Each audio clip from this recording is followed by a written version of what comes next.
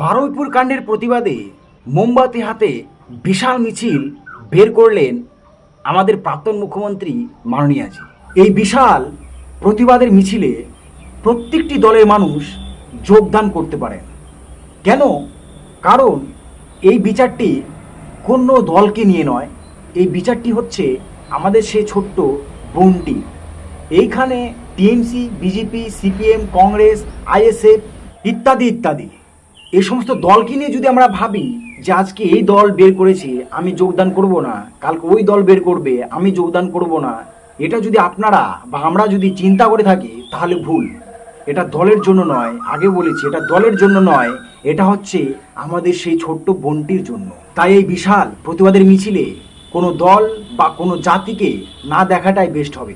প্রত্যেকটি দলের মানুষ, প্রত্যেকটি জাতির মানুষ যোগদান করতে পারে। সবশেষে আমি একটা কথাই বলতে চাই যে এইগুলো করে সেই ছোট্ট বোনটির প্রাণ তো আমরা ফিরিয়ে নিয়ে আসতে পারবো না, কিন্তু জোর হাত করে কামনা করে ভগবানের কাছে এটাই প্রার্থনা করতে পারি যে বোনটির প্রাণ যেখানে থাকুক না কেন সুখে থাকুক এবং শান্তিতে থাকুক।